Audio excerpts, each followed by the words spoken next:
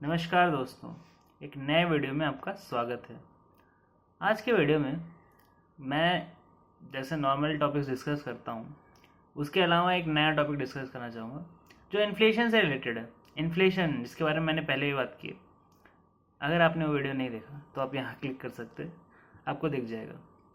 Inflation के बारे में मैंने पहले ये बताया, मोटा मोटा बता देता हूँ कि यार इन्फ्लेशन तो आनी ही आनी है, क्योंकि चीज़ें धीरे धीरे महंगी होगी ही होंगी, क्योंकि पैसे की वैल्यू कम हो रही है भाई साहब। जब पैसे की वैल्यू कम होती है ना, तो वो चीज़ें नहीं बदल जाती जो आपको खरीदनी है, लेकिन वो चीज़ें बदल जाती हैं जो आप खरीद सकते हैं। ठीक है, क्योंकि अगर आपके पास उतने ही पैसे हैं तो कल को आप जो चीज़ें खरीद सकते थे आज वो चीज़ें नहीं खरीद सकते, क्योंकि पैसे की वैल्यू कम हो गई है। ठीक है, तो यही था छोटा सा वो कि मतलब, और बाकी तो उस वीडियो में है बाकी चीज़ें। तो आखिरकार ये इन्फ्लेशन से हम क्या फ़ायदा उठा सकते हैं? कभी सोचा है आपने इन्फ्लेशन से क्या कोई फ़ायदा उठा सकता है? क्योंकि इन्फ्लेशन जो कर रहा है उसका तो बड़ा फ़ायदा हो रहा है ना। उसको जो भी मतलब उस इंसान या जो उस एंटिटी ने लोन लिए होंगे, जो भी उस एंटिटी ने लोन लिए होंगे, ठीक है, वो उसने जब लिए थे लोन तब उस पैसे की वैल्यू ज़्यादा थी। जब वो पैसे चुकाएगा उस लोन को तब उस पैसे की वैल्यू धीरे धीरे कम हो जाएगी। ठीक है ना। अब देखिए, मैं तो कुछ बोल ही नहीं रहा हूँ कि आपको क्या करना चाहिए। पहली बात तो आप ये जान लीजिए, हमेशा किसी भी यूट्यूब वीडियो से आपको कुछ नहीं करना चाहिए। आपको कुछ जानना है तो आप आइए, समझिए। पर अगर आपको नहीं जानना है, आपको सीधा क्या नहीं होता है, कुछ लोग होते हैं ना कि यार स्टॉक बता दे या फिर वो बता दे ये बता दे, है ना, तो वो काम यहाँ नहीं होगा, है ना। क्या होगा, मैं बस एक कॉन्सेप्ट के बारे में बात करना चाहूँगा। इन्फ्लेशन से क्या फ़ायदा हो सकता है? तो इन्फ्लेशन से जो चीज़ें महंगी होंगी, क्या चीज़ें महंगी होगी इन्फ्लेशन से, आप बताइए। जब महंगाई बढ़ रही है चीज़ों की, तो किन चीज़ों के दाम बढ़ते हैं यूजुअली? खाने की चीज़ों के दाम बढ़ते हैं, हाँ कि ना। जो भी आप ज्वेलरी खरीद रहे थे उसके दाम बढ़ते हैं, हाँ कि ना। जो घर खरीदते हैं लोग उसके दाम बढ़ते हैं, हाँ कि ना। जो फिजिकल चीज़ें हैं, जितनी भी फिजिकल चीज़ें हैं ना, क्योंकि काफ़ी टाइम से दाम किन चीज़ों के बढ़े हुए थे? डेट एसेट्स, है ना, जो बॉन्ड्स थे, जो करेंसीज थी, जो बहुत सारे डेरिवेटिव्स थे, स्टॉक मार्केट था, इन सब चीज़ों के काफ़ी टाइम से दाम बढ़े हुए थे, आगे भी बढ़ेंगे। पर क्या उस पेस पे बढ़ेंगे जिस पेस पे उस टाइम के दौरान जो इन्फ्लेशन हुआ है, वो जब धीरे धीरे मार्केट या लोग रियलाइज करेंगे कि कैसे इतना सारा पैसा जो भी मतलब प्रिंट हुआ है, आया है, ठीक है, किसी भी तरह से अवेलेबल हुआ है लोगों को, ठीक है, क्योंकि धीरे धीरे सबके पास और पैसा आया है। मैं मानता हूँ, आप माने या ना माने इस बात को, लेकिन ओवर टाइम धीरे धीरे पैसा बढ़ा है लोगों के पास, और सबके पास ही ज़्यादातर बढ़ा है, ठीक है। लेकिन चीज़ें तो उतनी ही हैं, तो वो कहीं तो जाएगी ना अब पैसा। तो कहाँ जाएगा, किन चीज़ों में जाएगा, वो इस वीडियो के बियॉन्ड है। पर अगर आप कोई ऐसी चीज़ जानते हैं जो आपको लगता है कि एक लॉन्ग टर्म होल्डिंग के पर्सपेक्टिव से, लॉन्ग टर्म में बताता हूँ आपको क्या होता है, कम से कम 15-20 साल, ठीक है, 15 चल ले लीजिए, ठीक है, 15 ले लीजिए आप। 15 साल कोई चीज़ अगर आप होल्ड कर सकते हैं, ऐसी क्या चीज़ है जिस पे आपको भरोसा है कि इसको 15 साल भी होल्ड करेंगे तो ये कहीं नहीं जाने वाली, ये ठीक रहेगी चीज़, इस चीज़ की वैल्यू तब भी रहेगी। तो 15 साल, अब क्रिप्टो की तो बात कर ही नहीं सकते, है ना। वो तो खराब, मतलब एकदम ही वो हो जाएगा कि यार 15 साल तो उसकी एज नहीं है ठीक है, तो फिर 15 साल वो लास्ट करेगा ये कौन प्रेडिक्ट करता है भाई साहब? नहीं कर सकते। अभी 2026 चल रहा है, तो 15 साल बाद कितना हो जाएगा आपका? 2041, है ना, 2041। तो यार वो तो बहुत बहुत दूर की बात है। तो आखिरकार करें क्या, आपकी मर्जी, आप जो करना चाहे करें। मैं बस ये बताना चाहता हूँ इस वीडियो के माध्यम से कि अगर कोई ऐसी चीज़ है जिसको आप लोन लेकर खरीद सकते हैं, जो 15 साल बाद भी उसकी वैल्यू रहेगी, और आप देख रहे हैं कि बढ़ेगी यार, बढ़ेगी उसकी वैल्यू, सिर्फ ऐसा नहीं कि स्टैटिक रह जाएगी, जितनी थी उतनी ही रह जाएगी, बढ़ेगी वो वैल्यू। उस चीज़ की वैल्यू अभी से बाद में बढ़ेगी ड्यू टू सम कंडीशंस। ठीक है, क्या कंडीशंस हो सकते हैं, जैसे अगर मैं एक छोटा सा एग्जांपल लूँ तो घरों का दाम धीरे धीरे बढ़ेगा जैसे फॉरेन में कांड होंगे और इंडियंस वापस आएंगे इंडिया में। क्योंकि जो इंडियंस फॉरेन में रहते हैं, एनआरआईज, वो जब इंडिया में वापस आएंगे तो वो बेचारे कहाँ जाएंगे, गांव में तो जाएंगे नहीं जहाँ से वो निकले थे, शहरों में ही रहेंगे, क्योंकि बाहर देशों में रहकर उनका एक लिविंग स्टैंडर्ड हो चुका है, और वो जो लिविंग स्टैंडर्ड है वो शहर प्रोवाइड करते हैं, गांव मुश्किल से प्रोवाइड करता है। तो ज़्यादातर शहर में ही बसना चाहेंगे। अब किन शहरों में, तो टॉप 10 शहरों में। ठीक है, बस समझ लीजिए। तो जो शहर हैं उनके अंदर ली हुई प्रॉपर्टी, जब इतनी डिमांड आएगी, इंडिया में तो है ही डिमांड, बाहर से भी डिमांड आएगी, तो बढ़ सकती है ना। देखिए, कोई चीज़ एब्सोल्यूट नहीं होती, कोई भी चीज़ एब्सोल्यूट नहीं होती।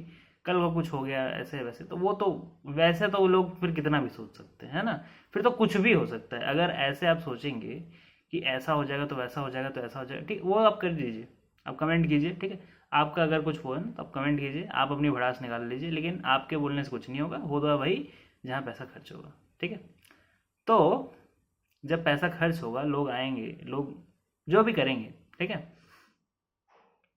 तो उससे अगर आपको दिख रहा है कि यार, मतलब मेरे मेरे एग्जांपल के हिसाब से अगर आप देखिए कि हाँ घर बढ़ सकते हैं मान लीजिए, और घर लेने के लिए आपको सारा पैसा देने की ज़रूरत नहीं है। आप 20% देते हैं, बैंक बाकी का पैसा देती है, और फिर आप लोन ले लेते हैं और आप इंटरेस्ट पे पैसा देते हैं, करेक्ट। तो क्या इन्फ्लेशन, बस मेरा यही सवाल है, क्या इन्फ्लेशन इतनी होगी आगे के 15 साल में कि जो आपका इंटरेस्ट है प्लस लोन है, सिर्फ इंटरेस्ट और लोन के बेसिस पे मैं बता रहा हूँ, कि क्या आपके घर की वैल्यू सिर्फ इन्फ्लेशन से ही क्या इतनी बढ़ जाएगी, बाकी कोई फैक्टर ना भी आए, बाकी डिमांड ना बढ़े, उल्टा कम हो जाए डिमांड मान लीजिए, ठीक है, फिर भी क्या इन्फ्लेशन आपको इतनी दिख रही है आते हुए टाइम पे, महंगाई आपको आते हुए टाइम पे इतनी दिख रही है कि वो घरों के दाम जो आज हैं वो 15 साल बाद वैसे नहीं रहेंगे? क्या ऐसा आपको दिख रहा है, माहौल ऐसा दिख रहा है? देखिए, धीरे धीरे अंधेरा वीडियो में आते जाएगा, क्योंकि वीडियो में अच्छी बातें हो रही हैं, ठीक है। ऐसे नॉर्मली तो मैं बेकार की बातें करता हूँ, पर अच्छी बातें हो रही है तो वीडियो में अंधेरा आएगा, प्रॉब्लम्स आएंगी, हो सकता है वीडियो में अटक जाए, हो सकता है आप सुन ना पाएँ, आपका ध्यान भटक जाए, पर आप बने रहिए, ठीक है। आखिरकार जब ऐसी चीज़ आप खरीदते हैं जहाँ लोन की दिक्कत हो सकती है, जहाँ बिल्डर की दिक्कत हो सकती है, वो सब यूजुअली कब होता है? जब आप सस्ती चीज़ों के पीछे जाते हैं कि मैं सबसे सस्ती चीज़ खरीद लूँ, सबसे सस्ती चीज़। जितना भी आप लालच दिखाएंगे उतना सामने वाला भी लालच दिखाएगा, और जब दोनों लालच दिखाओगे तो फिर क्या होगा? फिर बस इतना होगा कि एक लालची जीत जाएगा, ठीक है, या तो आप जीत जाओगे या तो सामने वाला जीत जाएगा, ठीक है। और जब आप जीत जाओगे तो आप एक और खरीदने की कोशिश करोगे, तब आप हार जाओगे।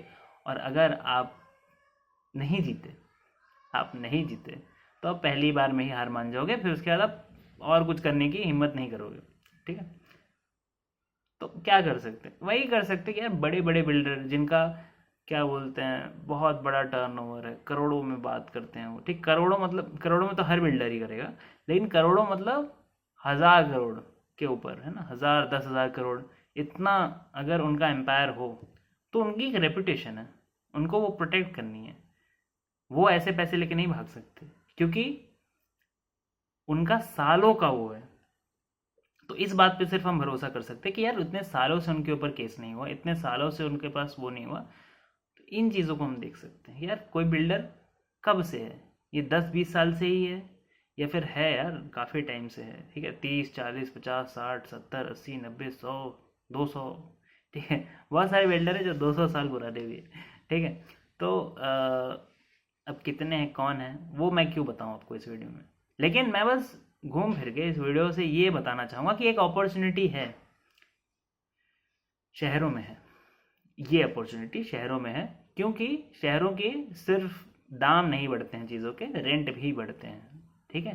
तो ये प्रॉपर्टी ना ही आपके इस क्या बोलते हैं बात के काम आएगी कि यार उसका प्रॉपर्टी का दाम बढ़ रहा है, क्योंकि प्रॉपर्टी तो आप बेच के कहीं जा नहीं रहे ना, प्रॉपर्टी आप बेचोगे तभी उसका फायदा होगा। लेकिन अगर उस प्रॉपर्टी को आप रेंट पे दे सको, क्योंकि देखिए ज़मीन आप खरीदते हैं तो उसको आप रेंट पे नहीं दे सकते हैं, लेकिन अगर आप फ्लैट खरीदते हैं वो भी शहर में खरीदते हैं तो वहाँ पे रेंट की डिमांड हमेशा ही रहती है और धीरे धीरे रेंट बढ़ेगा। आपका जो ईएमआई पेमेंट है, आपने जो लोन लिया है वो सेम रहेगा या थोड़ा इधर उधर होगा, ठीक है, वो इंटरेस्ट रेट पे डिपेंड करता है। बट रेंट जो है बड़े शहरों में 3 से लेकर 5% बढ़ता ही बढ़ता है, ठीक है, 3 से लेकर 5% हर साल बढ़ता है, ये आप समझ लीजिए। और जब हर जगह बढ़ता है तो फिर आप सोचिए 15 साल बाद आपका रेंट कहाँ होगा, क्या वो ईएमआई से ज़्यादा नहीं होगा? और अगर ईएमआई से ज़्यादा आपका रेंट आ रहा है तो भाइयों और बहनों, आपने क्या दिया पैसा, जो वहाँ रह रहा है उसने उस घर का पैसा दिया है, आप बस ओन करते हैं, ठीक है। आप उस इंसान को चेंज करके कोई और इंसान ला सकते हैं, ठीक है, घर आपका ही रहेगा और पैसे कोई और दे रहा है उसके लिए। तो इस बात के लिए बस दाद चाहिए मुझे, ठीक है। आप वीडियो के नीचे कमेंट करके बताइए क्या है ये चीज़ है कुछ है कि मैं ऐसे ख्याली पकवान पका रहा हूँ। आप सोचिए, समझिए इस बात को, इस बात की गहराई में नहीं जाऊँगा, ठीक है। इसमें टैक्स की भी बहुत सारी बातें आती हैं, ठीक है, रिबेट विबेट की और भी चीज़ें आती हैं, ठीक है। अगर आप बिजनेस है तो और एक्सपेंसेस आप कट ऑफ कर मतलब वो कर सकते हैं, फिर डिप्रिशिएशन और वो सब भी होता है, बहुत सारी चीज़ें होती हैं। घूम फिर के फ़ायदा है, और फ़ायदा छोटी चीज़ें लेने में, बड़ी बड़ी 3 BHK 4 BHK 5 BHK लेने में उतना फ़ायदा नहीं है जितना 1 BHK 2 BHK में, क्योंकि यार 2 BHK के ग्राहक हमेशा ही रहेंगे, 1 BHK के ग्राहक तो सबसे ज़्यादा रहेंगे, है ना, सबसे ज़्यादा रहेंगे, हमेशा ही रहेंगे। जो 3 BHK में रह रहा था अगर उसका रेंट अफोर्ड नहीं कर सकता तो वो 2 BHK में आएगा, जो 2 वाला है वो 1 में आएगा, लेकिन 1 वाला कहाँ जाएगा, तो उसको कहीं और पेट काटना पड़ेगा और फिर वो 1 पे रहेगा, है ना। और यूजुअली एक घर में इंसान बहुत टाइम से रह रहा होता है ना, तो वो घर सीधा नहीं चेंज करता, पहले वो बाकी चीज़ें अपनी काटता है, ठीक है, जो उसकी लाइफ स्टाइल एक्सपेंसेस जो कहते हैं, जो ट्रैवल में खर्च होता है, जो कॉफ़ी क्या बोलते हैं 300,000 की कॉफ़ी लोग पीते हैं स्टारबक्स पे, वो सब ख़त्म होते हैं।